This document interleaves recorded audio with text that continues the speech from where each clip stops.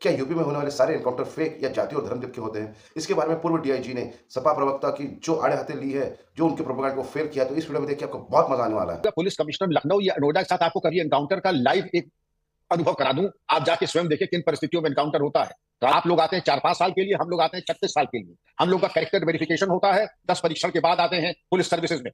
हम क्यों करेंगे आपके कहने के हिसाब से काम?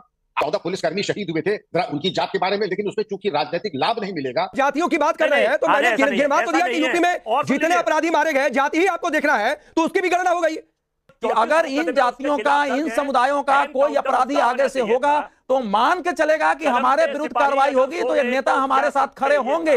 20 साल का लड़का जिसके घर एक झोपड़ी हो, अरे तो 20 साल का लड़का गोली चलाएगा तो छोड़ देगी पुलिस। इस तरीके से डीआईजी ने सारे पोले खोल के रख दिए इस वीडियो में। विपक्ष का जो प्रोपेगेंडा है कि जाति और धर्म देखकर या फिर फेक इनकाउंटर होता है यूपी में, और योगी का बुलडोजर पॉलिसी जो है वो बहुत घटिया, बहुत निर्मम है। लेकिन इन सब की पोल खोलते हुए डीआईजी ने उनको सच का आईना दिखाया और उनके बारे में, उनके राज्य में क्या होता था ये भी उनको बताया है। तो इस वीडियो में बहुत मजा आने वाला है, वीडियो को आखिर तक जरूर देखना। मिलते वीडियो के आखिर में, तब तक की वीडियो का मजा लीजिए। अगर आपको वीडियो पसंद है वीडियो को लाइक कीजिए, चैनल को सब्सक्राइब करना मत भूलना। राकेश जी, मैं तो हतरत हूं इस प्रकार के कुतर्क सुन करके। आप लोगों को पहले मैं चाहूंगा पुलिस कमिश्नर लखनऊ या नोएडा के साथ आपको कभी एनकाउंटर का लाइव एक अनुभव करा दूं, आप जाके स्वयं देखें किन परिस्थितियों में एनकाउंटर होता है। कानूनी परिवेश धारा 34 से लेकर 44, भारतीय न्याय संहिता ओल्ड आईपीसी धारा 96 से लेकर 104 कि आपके ऊपर अगर कोई आक्रमण होता है तो अपने किसी अन्य की जान माल की रक्षा के लिए आप वांछित बल प्रयोग कर सकते हैं, और कोई अपना दांव लगा करके चरित्र का, अपने करियर का कोई ऐसा काम नहीं करेगा। आप लोग आते हैं 4-5 साल के लिए, हम लोग आते हैं 36 साल के लिए। हम लोग का कैरेक्टर वेरिफिकेशन होता है, 10 परीक्षण के बाद आते हैं पुलिस सर्विसेज में। हम क्यों करेंगे आपके कहने के हिसाब से काम? आप जातिवाद का झुंझुना लेकर के करिए, और जिस वक्त गोली चलती न गोली पे लिखा रहता है जात, न मारने वाले पे। 14 पुलिसकर्मी शहीद हुए थे, जरा उनकी जात के बारे में, लेकिन उसमें चूंकि राजनीतिक लाभ नहीं मिलेगा कि पुलिसकर्मी जो घायल हुए थे, जो शहीद हुए थे, उनकी जात का ताबीज बनाने उसे कोई लाभ नहीं मिलेगा, इसलिए हम उनकी जात की चर्चा नहीं करेंगे। लेकिन जहां पर वोट बैंक के 15 वोट मिल जाए तो जात का झुंझुना लेकर के हम घुमाने लगते हैं। अरे आपको जात इतना प्रेम है, लेकिन एक शब्द सब लोग कह देते, अपराधी है, पुलिस पे आक्रमण करेगा, थाने पे, जो कि शासन प्रशासन का प्रतीक है, उसके ऊपर कानून विधि सम्मत तरीके से बल प्रयोग किया जाएगा। जाति आपके लिए महत्वपूर्ण है, पुलिस शासन प्रशासन के लिए जात महत्वपूर्ण नहीं है। अच्छा, सूप बोले तो बोले, छलनी क्या बोले जिसमें 72 छेद। आपने तो जो चरमपंथियों के मुकदमे थे वो वापस लिए, और जब हाईकोर्ट से फटकार पड़ी कि आप इनके मुकदमे क्यों वापस ले रहे हैं, आप इनको पद्मश्री के लिए भी नामित कीजिए, तब शायद शर्मिंदगी आई और आप रास्ते नहीं। ये बड़ी बात आपने कही है, मैं इस पर मनोज काका जी से जवाब लूंगा, लेकिन अजय वर्मा जी पहले आपसे। राहुल गांधी को भी जाति दिख गई, और जाति इसलिए दिख गई क्योंकि सपा के साथ है, 2 लड़के की जुगलबंदी चल रही है। अच्छी बात है, चलनी भी चाहिए सियासत में, मैं उसके खिलाफ बिल्कुल भी नहीं हूं। लेकिन राहुल गांधी इस पर बोलने आ गए, मंगेश यादव पर, मोहित खान पर वो भी चुप रहे, नवाब सिंह यादव पर वो भी चुप रहे, मऊ से केस अलग से आ गया जिसका जिक्र प्रदीप भंडारी कर रहे हैं, बंगाल पर अलग से चुप रहे। राकेश पांडे जी, ये सुल्तानपुर में ही नहीं, उत्तर प्रदेश के और कई जनपदों में, जैसे गाजियाबाद की बताऊं मैं, मुजफ्फरनगर की बताऊं मैं, जो ज्वेलर्स सोने चांदी का सुनार काम करते हैं, बाबा ने तो ये कहा था कि 2017 के बाद तो अपराध ही नहीं होंगे। टारगेट बना बना के सुनारों के ऊपर गोलियां चलाई जा रही है, दिन दहाड़े हत्या हो रही है, लूट हो रही है। सुल्तानपुर के उदाहरण में जो मुख्य आरोपी है विपिन सिंह, उसके ऊपर 34 मुकदमे हैं, और ये मंगेश तो से अभियुक्त है। उसको ऐसे पुलिस ले जा रही है हाथ पकड़ के, जैसे शादी में बिना हथकड़ी के पेश करने लेके गई है। ये फोटो आपको भेज दूं, आपको दिखाऊं मैं? नहीं, उसके ऊपर शेख शाहजहां की तस्वीर याद है आपको? बाबा ने उसका अजय वर्मा, और ये पश्चिम बंगाल में कोलकाता में शेख शाहजहां की तस्वीर याद है आपको? किस तरीके से पुलिस उसको नहीं, किस तरीके से पुलिस उसको लेकर गई थी? उस पर जुबान खुली थी आपकी? पांडे जी, आपकी समस्या यह है कि जब प्रदीप भंडारी और बोलते हैं, नहीं, मेरी समस्या यह है कि मैं सच ज्यादा बोल देता हूं, दर्शक चुप बैठ जाते हैं, आप उनके लिए चुप बैठ जाते हो। नहीं, चुप बैठ जाते हो, और हमारे बीच में आप बोलने लगते हो यार, ये गलत तरीके है। तो सेलेक्टिव मत होइए ना, मैं नहीं बोलूंगा। लोकतंत्र की हत्या करते हो, सेलेक्टिव मत होइए, मैं नहीं बोलूंगा बीच में। नहीं तो सुनने लीजिए ना, आपको सुनना। विपिन सिंह की हत्या क्यों नहीं एनकाउंटर हुआ? वो ठाकुर है इस वजह से, या वो सिंह है इस वजह से? 34 मुकदमे दर्ज हैं। बात मंगेश यादव की नहीं है, मुख्य आयुक्त तो वही है, उसमें मुख्य अभियुक्त वो है, उसको क्यों छोड़ दिया गया? पुलिस इसलिए कि उसने पुलिस पर गोली नहीं चलाई होगी। तो क्वेश्चन तो उठे। Ajay Verma, law and order. और जो आप जातियों की बात कर रहे हैं, तो मैंने गिनवा तो दिया कि यूपी में जितने अपराधी मारे गए जाति ही आपको देखना है, तो उसकी भी गणना हो गई।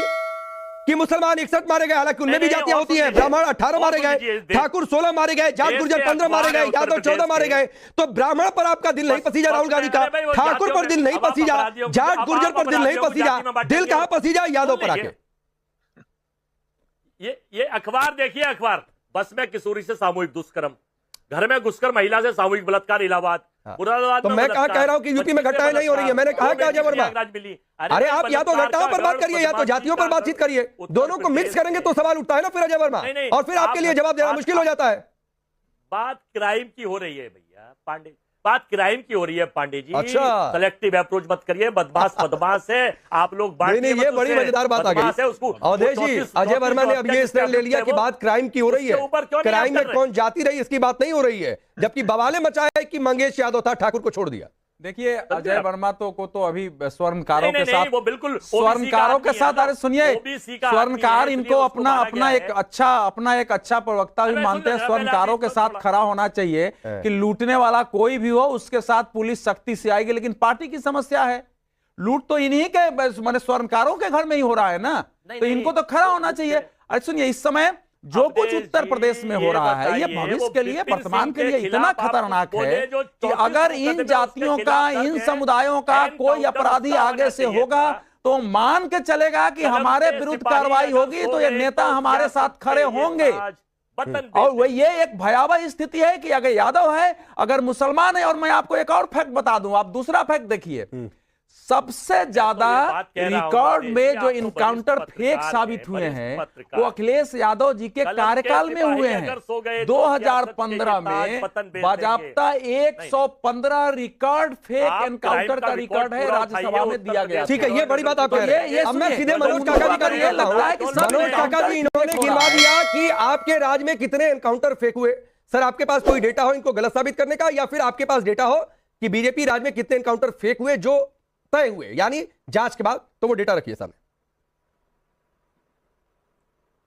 देखिए मेरे डेटा नहीं है, मेरे कोई पर्सनल और व्यक्तिगत हमारा आपका संवाद नहीं हो रहा राकेश जी। बिल्कुल ठीक है, ये लोकतंत्र का, लोगों की सुरक्षा का सवाल है। इस देश के एनसीआरबी का डेटा है, इस देश के एनसीआरबी का, इस देश के नेशनल ह्यूमन राइट कमीशन का डेटा है कि सबसे ज्यादा कस्टोडियल डेथ कहां हो रही है, उत्तर प्रदेश योगी आदित्यनाथ के राज्य में। सबसे ज्यादा बलात्कार कहां हो रहा है, उत्तर प्रदेश में। सबसे ज्यादा दलितों पिछड़ों के प्रति कहां घिनौना अत्याचार हो रहा है, उत्तर। अब विक्रम सिंह जिनको राज्यसभा जाना होगा, ये बेचारे सब आर्टिकल भूल जाते हैं। कैसे बात करें, आप डिबेट करने आए भाई, सब आदमी पर पर्सनल टिप्पणी करते हैं, सारे का सर्टिफिकेट विक्रम जी बोलेंगे। कानपुर में क्या हुआ, एक शब्द नहीं बोल पाए। चंदौली में 2 प्रजापतियों की हत्या हो गई, एक शब्द नहीं बोल पाए। हाँ इनको, और यहाँ वो 20 साल का लड़का जिसके घर एक झोपड़ी हो, अरे तो 20 साल का लड़का गोली चलाएगा तो छोड़ देगी पुलिस। मनोज काका जी,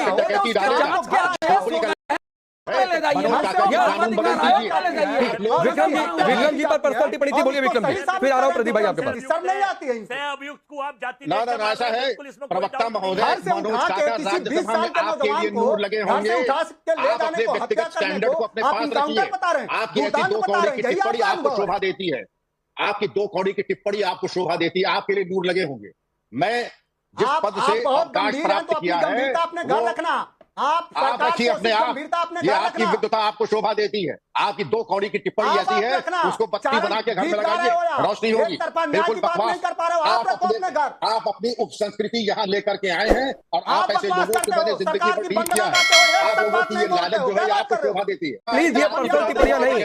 आप कह रहे हैं कि आप कह रहे हैं इनको राज्यसभा में जाना है, जो आपके खिलाफ बोले आपको सब ठीक लगता है, आप किसी को पत्रकारिता का सर्टिफिकेट देने लगेंगे। मैंने एक सिंपल सा डेटा पूछ लिया कि इन्होंने बता दिया कि सपा राज्य में कितने एनकाउंटर फेक हुए, 115 एनकाउंटर फेक हुए।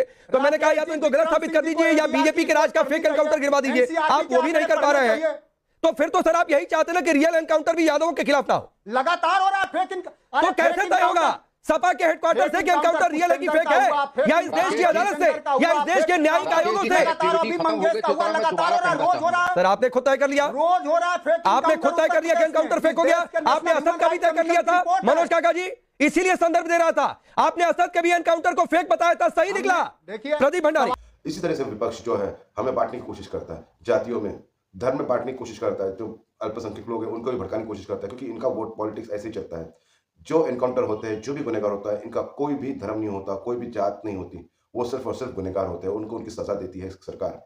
पुलिस अपना काम करती है। एनकाउंटर करने के पीछे कई रीजंस होते हैं, उनकी खुद की भी जान की एक रक्षा होती है कि जब सामने वाला गोली चलाता है तो पुलिस का उनका फूल से स्वागत नहीं कर सकती। सेल्फ डिफेंस में उनको भी ये करना पड़ता है, गोली चलानी पड़ती है, और उसमें कभी कभी जो अपराधी होता है वो मारा भी जाता है। लेकिन इसका मतलब ये नहीं कि ये जानबूझ के किया जाता है। वहाँ की कंडीशन ऐसे थे, कुछ सर्कमस्टेंसेस आ जाते हैं जहाँ पे ये करना अनिवार्य हो जाता है पुलिस के लिए। और साथ ही साथ अगर ये गुंडों के बारे में, ये जो आतंकवादी या फिर इनका जब एनकाउंटर होता है, तब जब विपक्षी दल जैसे अपनी रुदाली बन के सामने आते हैं और उनके फेवर में बातें करते हैं, ये कहते ही कहीं से भी सही नहीं है। हमारे विपक्षी दलों को भी अपनी एक रिस्पॉन्सिबिलिटी है वो निभानी चाहिए, और जो सही है उसे सही, और जो गलत है उसे गलत कहने की आदत उन्हें डालनी पड़ेगी। इस तरीके से नहीं होगा कि आप दोषारोपण करें सत्ता पक्ष पे। विपक्ष है इसका मतलब ये नहीं कि आप हमेशा हमेशा उसको क्रिटिसाइज किए जो सत्ता पक्ष कर रहा है। कुछ चीज़ें अगर अच्छी हो रही है तो उसको आपको अप्रिशिएट करना चाहिए, आपको उनके साथ आना चाहिए। योगी सरकार ने पिछले 7-8 सालों में यूपी का जो चेहरा बदल दिया है, जहाँ पे पहले कोई फॉरेन इन्वेस्टमेंट आती नहीं थी क्योंकि वहाँ पे जिस तरीके से गुंडा राज था, लेकिन आज फॉरेन इन्वेस्टमेंट आ रही है योगी सरकार में। वहाँ पे जो यूपी कभी इकोनॉमी बहुत पीछे रहता था, आज वो दूसरे तीसरे नंबर पर आ गया है भारत में। तो ये सब योगी राज में हुआ है, और वो भी सिर्फ गुंडा राज खत्म करके। तो योगी का बुलडोजर पॉलिसी कैसी है, इसके बारे में आप हमें जरूर बताइए। अगर वीडियो आपको पसंद आया तो वीडियो को लाइक कीजिए, चैनल को सब्सक्राइब करना मत भूलना। मिलते हैं अगले वीडियो में, तब तक के लिए जय हिंद।